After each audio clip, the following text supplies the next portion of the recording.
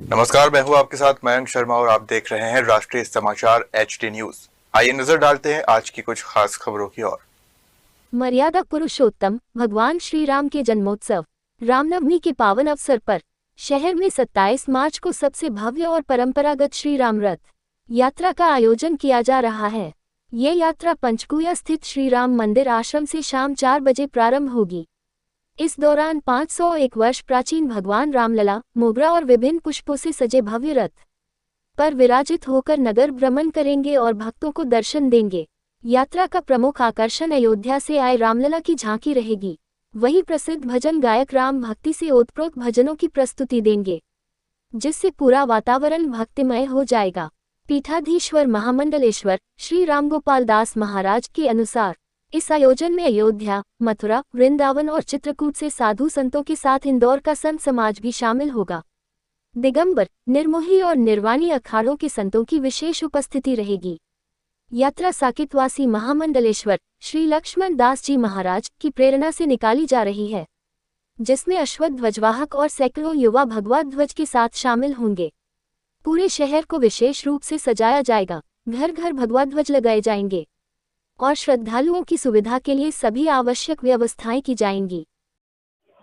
परंपरागत दिव्य और भव्य श्री राम रथ यात्रा श्री राम मंदिर पंचकुला से परम पूज्य प्रातः स्मरणीय महामंडलेश्वर श्री लक्ष्मण दास जी महाराज जी के आशीर्वाद से निकाली जाती है।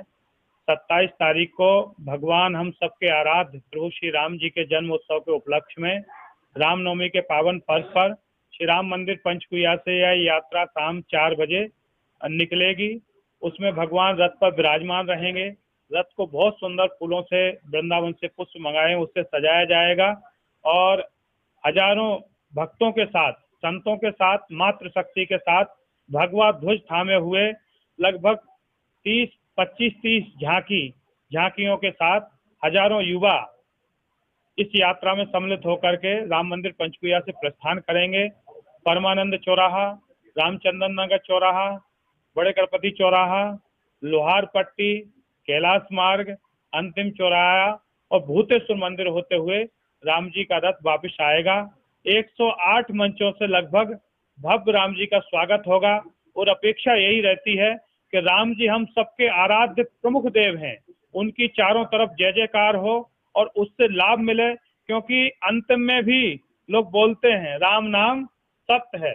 तो हम सब युवाओं को, बुजुर्गों को, मातृशक्ति को, सबको प्रेरणा दे रहे हैं यात्रा निकाल करके कि आप उस समय का प्रतीक्षा मत कीजिए, आप तो जीते जी जय श्री राम का घोष बोलिए, राम मंदिर आइए, दर्शन कीजिए और यात्रा में अवश्य सम्मिलित होकर के भगवान श्री सीताराम जी का आशीर्वाद प्राप्त कीजिए। बड़ा संख्या में भ्रमण आ रहे हैं उसमें और ट्रैफिक को लेकर क्या व्यवस्था की जाए? हमारे मुख्य केंद्र अयोध्या और वृंदावन है। हमारे मलुक पीठ से भी महामंडलेश्वर श्री दीनबंधु दास जी, गंगादास जी महाराज कृपा करके आ रहे हैं। हनुमानगढ़ी अयोध्या से हमारे गौरी शंकर दास जी निर्मोही अखाड़ा के हैं।